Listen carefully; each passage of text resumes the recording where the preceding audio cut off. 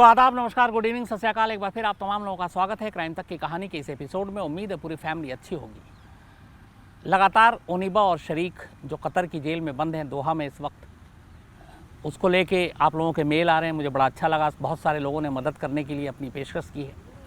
दूसरी तरफ अपडेट ये है कि एनसीबी की टीम जो डायरेक्टर ऑप्स हैं केपीएस मल्होत्रा, उनकी अगुवाई में इस वक्त मुंबई में है और आज दोपहर को ओनिबा के पेरेंट्स जो हैं वो मिले आकर, और कतर एडमिनिस्ट्रेशन को भी लेटर लिखा जा रहा है।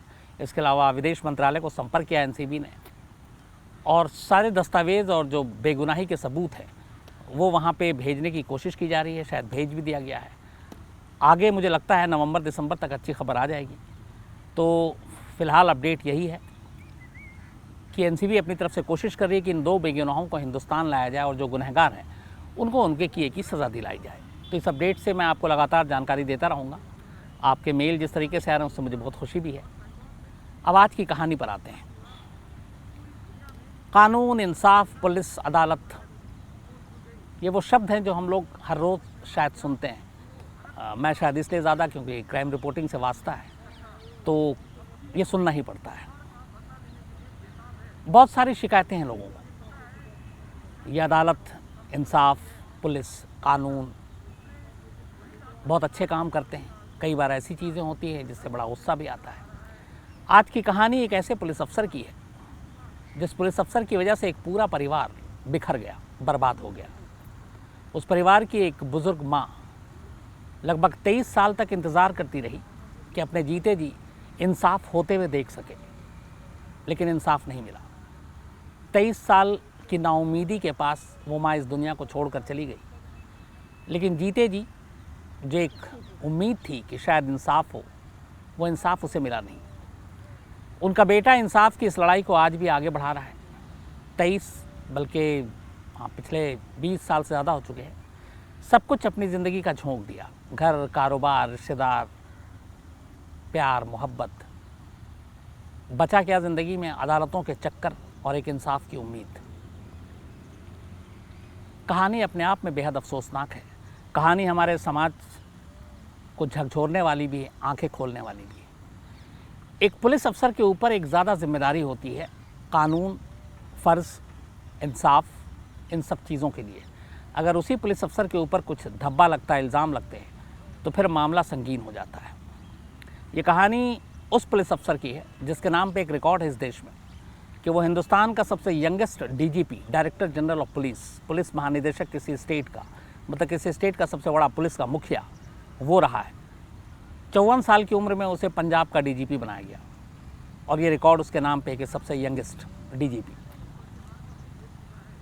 उस डीजीपी के ऊपर इल्ज़ाम है 3 लोगों की गुमशुदगी, 3 लोगों को उठाना, गलत तरीके से किडनैप करना, और उन 3 लोगों की जान लेने के बारे में। ये इल्ज़ाम मेरी तरफ से नहीं है। बाकायदा इस मामले की जांच सीबीआई ने की, और सीबीआई ने जो अपनी रिपोर्ट दी, उस रिपोर्ट में बाकायदा कहा कि जो 3 लोग गायब हुए, उन तीनों को पुलिस वालों ने उठाया, उन तीनों की गुमशुदगी में उन्हीं का हाथ है। और सीबीआई ने अपनी रिपोर्ट में ये भी कहा कि वो तीनों अब इस दुनिया में नहीं हैं। 94 का मामला है ये। 2020 में हम आज बैठे हैं, 26 साल हो गए। 26 साल में सिर्फ एक चीज़ से आपको एहसास हो जाएगा कि ये मामला किस तरीके से लिया गया। पूरे जुडिशल सिस्टम पे भी ये सवाल उठता है, और ये भी सवाल उठता है कि एक ताकतवर शख्स हो, एक पुलिस अफसर हो, तो क्या उसके लिए कानून अलग है, आम लोगों के लिए अलग है? 26 साल में आज भी ये केस निचली अदालत में ही पड़ा हुआ है और आखिरी फैसले का इंतज़ार कर रहा है। अभी हाई कोर्ट और सुप्रीम कोर्ट तो बहुत दूर की बात है।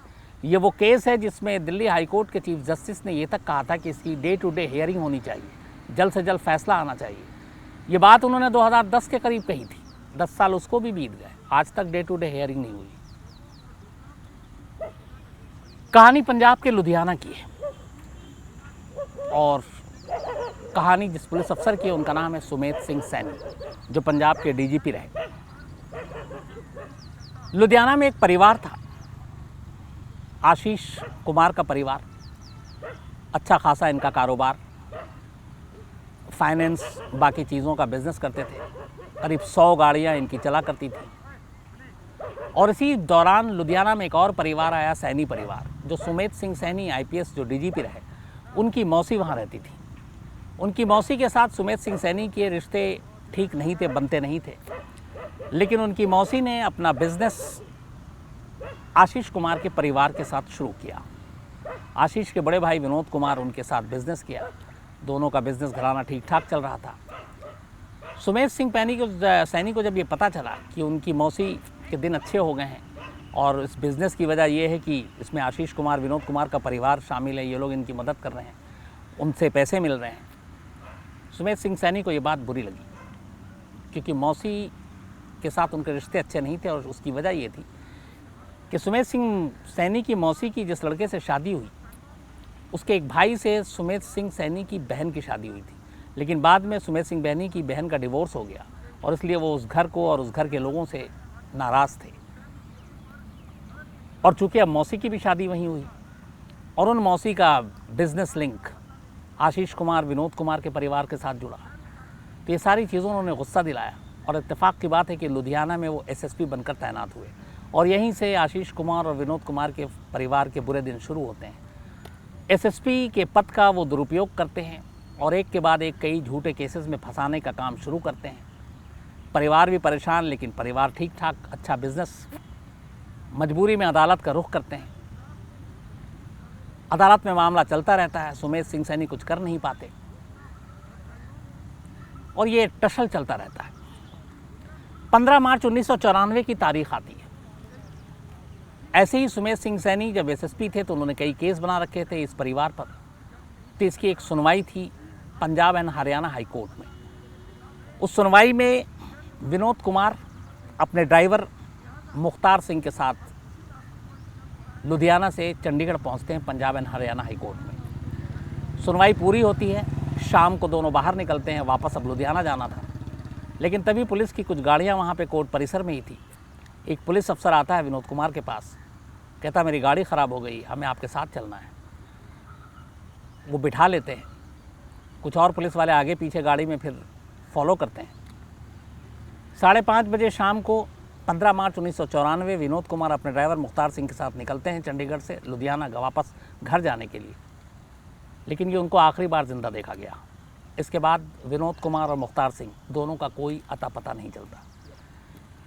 इधर इससे कुछ दिन पहले ही विनोद कुमार के पिताजी की मौत हो गई थी और कुछ धार्मिक रस्में थी जो पूरी करनी थी। इंतज़ार हो रहा था विनोद कुमार का, वो लौटे नहीं। तभी इनके जो बहनों हैं अशोक कुमार, इनको कहा गया कि वो अभी तक पहुँचे नहीं हैं, आप बाकी की चीज़ें देखिए, पंडित से बात कीजिए, और वो लोग आए नहीं, उनका पता कीजिए। अशोक कुमार घर पे थे। रात होते होते अशोक कुमार भी घर से गायब हो जाते हैं और फिर उनका भी कोई सुराग नहीं मिलता। शाम को सिलसिला शुरू होता है गुमशुदगी का। पहले विनोद कुमार, उनके ड्राइवर मुख्तार सिंह, उसके बाद रात होते होते उनके बहनोई अशोक कुमार, तीनों गायब। पूरी रात परिवार ढूंढता है, कहीं कोई सुराग नहीं मिलता, कोई पता नहीं चलता। किसी एक्सीडेंट के बारे में पता करते हैं, वो भी नहीं पता चलता। अगले दिन ये लोग हाई कोर्ट जाते हैं क्योंकि शक था कि कुछ गड़बड़ हुआ है, और हाई कोर्ट में सारी चीज़ें लिखाते हैं। हाई कोर्ट का ऑर्डर आता है, इंक्वायरी होती है, लेकिन कोई फ़ायदा नहीं होता।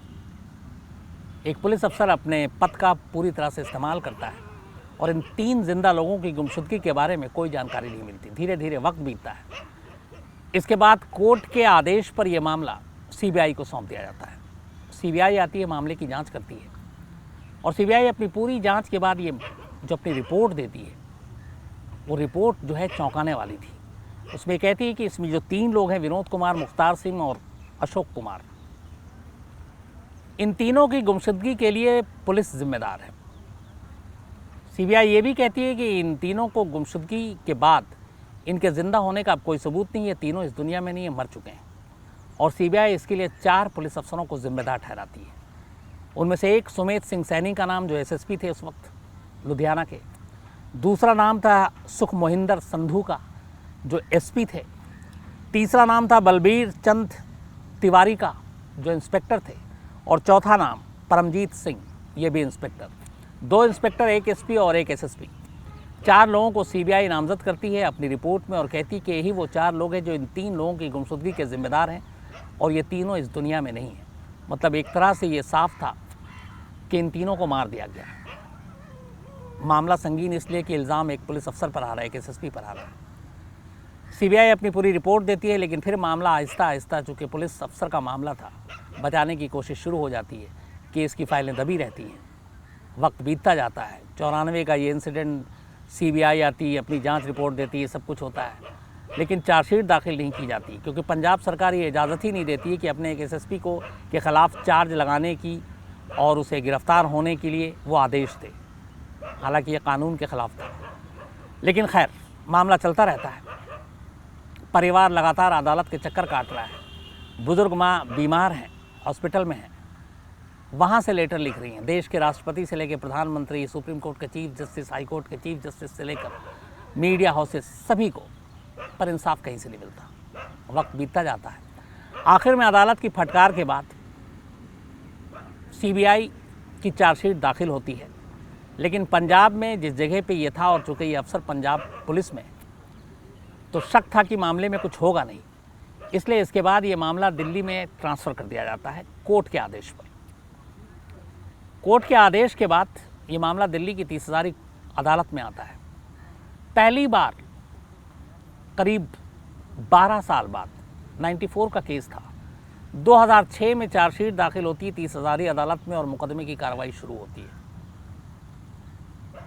इस दौरान में एक बार भी सुमेश सिंह सैनी या बाकी किसी आरोपी पुलिस वालों को गिरफ्तार नहीं किया जाता, जबकि सीबीआई अपनी रिपोर्ट में कहती है कि चारों जिम्मेदार हैं उनकी गुमशुदगी के लिए, और ये भी रिपोर्ट में कहती है कि ये तीनों जो गुमशुदा लोग हैं ये इस दुनिया में अब नहीं है, जिंदा नहीं है।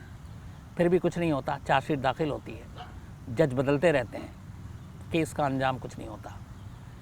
2010 में दिल्ली हाई कोर्ट के चीफ जस्टिस के पास गुहार लगाई जाती है। तब वो कहते हैं कि भाई मुकदमे की कार्रवाई तेज़ी से करो, सुनवाई जल्दी पूरी करो, इंसाफ करो।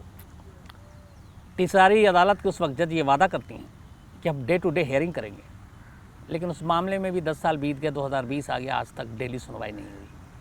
इस दौरान में उल्टे कहानी कुछ और होती है। एक एसएसपी जिनके ऊपर इतना संगीन इल्ज़ाम, वो धीरे धीरे तरक्की करते जाते हैं, और 2012 के बाद प्रकाश सिंह बादल की जब सरकार आई, उन्हें सीधे डीजीपी बना दिया गया, पंजाब का डायरेक्टर जनरल ऑफ पुलिस।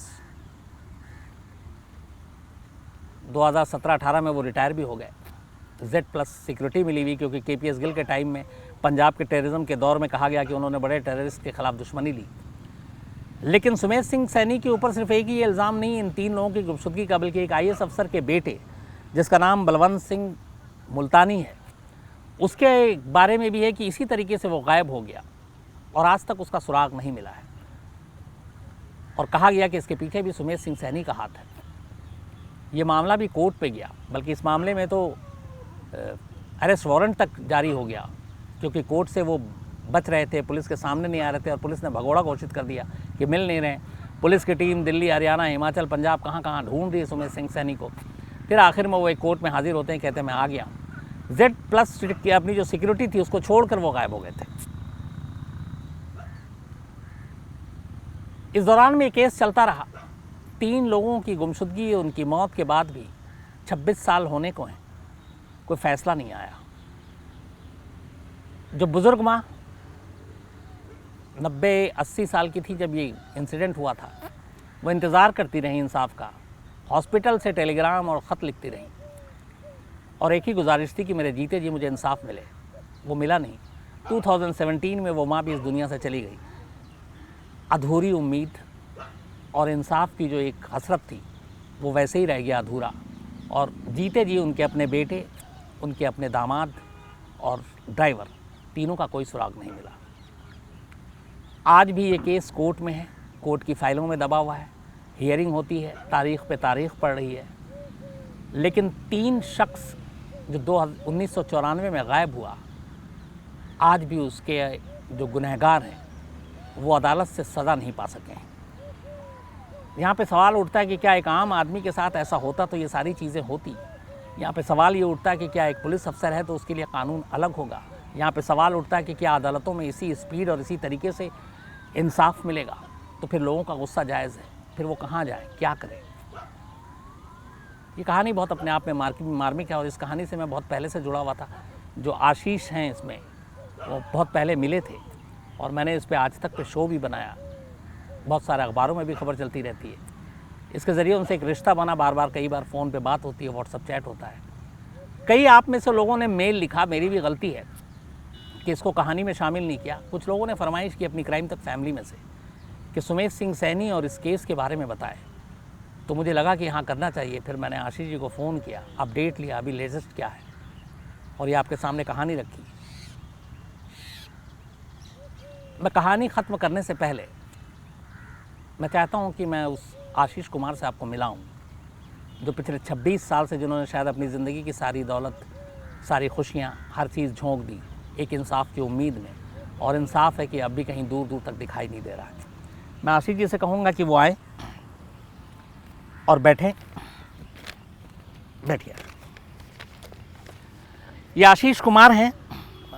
हम लोगों को भी शायद 10-15 साल तो हो गए होंगे या उससे ज़्यादा इस स्टोरी पे बात करते हुए। हो गए 15 साल हो गए। आशीष जी, एक सवाल, मैंने बहुत सारी ऐसी स्टोरीज़ कवर की हैं, देखी हैं, अदालत की, इंसाफ की। निर्भया को लेके लोगों में गुस्सा था, कितना साल हो गया अभी तक फांसी क्यों नहीं हुई, हालांकि वो 6-8 साल ही हुए थे। आपके साथ 26 साल हो गए। 26 साल में आपने अपना एक भाई खोया, एक बहनोई और ड्राइवर, और कटघरे में है एक पुलिस अफसर जो पंजाब के हाईएस्ट पोस्ट पे डीजीपी भी रहे। इतने बड़े ताकतवर शख्स से लड़ाई लड़के आपका तजुर्बा क्या रहा? तजुर्बा क्या, मेरा सब कुछ बिक गया। आज सड़क पे आ गया हूँ मैं, सारा परिवार अलग अलग हो गया। मेरी माँ 23 साल तक इंतज़ार करते करते इस दुनिया से चली गई। ये क्या, यही इंसाफ है इस दुनिया का? एक पुलिस अफसर, मतलब पुलिस अफसर है, सरकार कहती जी डेकोरेटेड अफसर, बड़ा हमारा बहुत अच्छे काम किए इसने। क्या अच्छे काम किए? इनोसेंट लोगों को मार रहा, उठा के मारा, हमारे परिवार को मार दिया, जजों को, हाई कोर्ट के जज को धमकाया गया, जस्टिस वीके झांझी को। और यहाँ पर जब दिल्ली 30,000 कोर्ट में जज साहब ने बुलाया, तब उनके ऊपर झूठे इल्ज़ाम लगाए सैनी ने कि मेरे को कोर्ट में आना पड़े। 26 साल से मुकदमा चल रहा है, आप लगातार हर पेशी पे जाते हैं, आपने मुझे बताया जैसा कि, तो एक केस जिसमें 2006, 14 साल तो यही हो गए चार्जशीट के बाद भी, अब भी अदालत में इस वक्त कहाँ पे है ये केस, क्या स्टैंड करता है? इस वक्त अभी सीबीआई ने एक एप्लीकेशन लगाई है कि इसको एग्जम्पशन इसकी कैंसिल की जाए। जो हर डेट पे एग्जम्पशन ले रहा है जी, मेरे को सिक्योरिटी का खतरा है। तो किस बात की सिक्योरिटी का इसको खतरा? जब बिना सिक्योरिटी लिए तब सिक्योरिटी सारी छोड़ के भाग जाता है। ये भाग गया जब ये सारा ये मुल्तानी वाले केस में, जिसको इसने जो पता लग रहा है सारी न्यूज़ से, उसके पिछवाड़े में डंडा दे के उसको मारा, इतना बुरी तरह से कहते टॉर्चर करके मार दिया। किस तरह का ये डेकोरेटेड ऑफिसर ये सरकार का? आशीष जी, यहाँ पे एक चीज़ और है, सीबीआई ने अपनी जांच के बाद जो चार्जशीट दाखिल की थी उसमें ये तो साफ साफ कहा कि ये तीनों जिंदा नहीं हैं और ये 4 पुलिस अफसर इसके जिम्मेदार हैं, लेकिन आज तक लाश नहीं मिली है, ना आपके भाई की, ना बहनों की, ना ड्राइवर की। तो ये कैसे हम माने कि इन तीनों की मौत हो गई? और दूसरा, किस तरीके से हुई, आपके पास इसकी कोई जानकारी?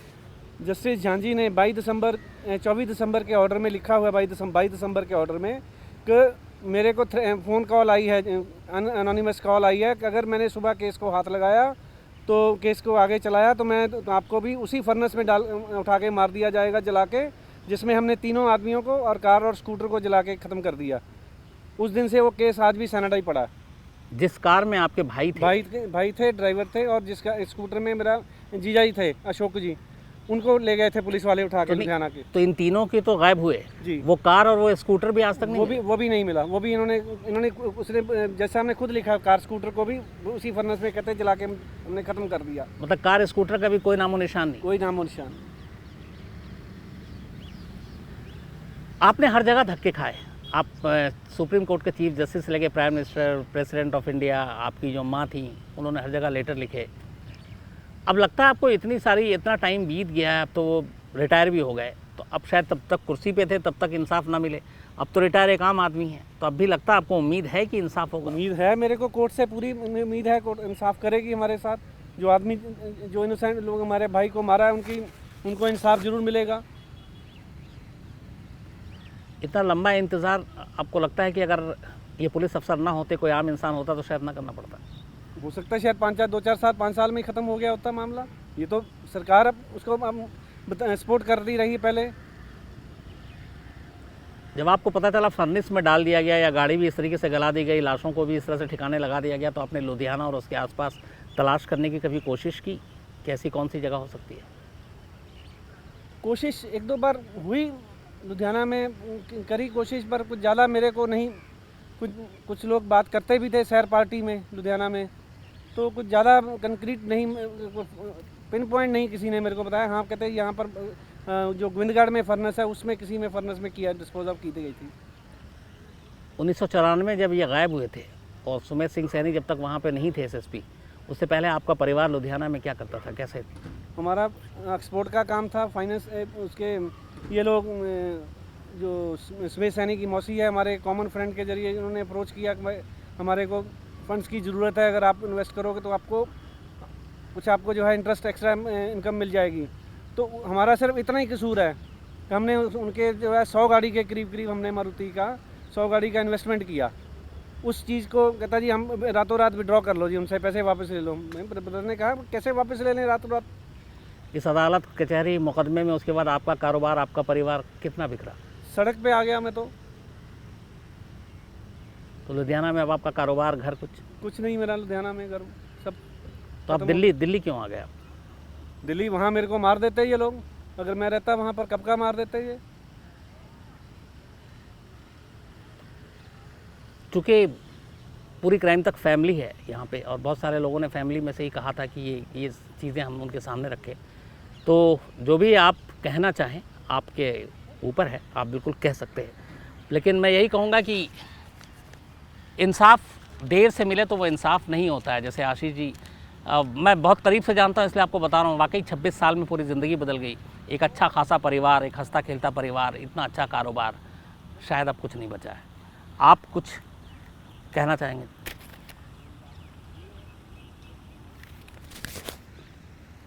हमारे इंसाफ और अदालत सिस्टम बाकी ही पे ये जो केस है आपका,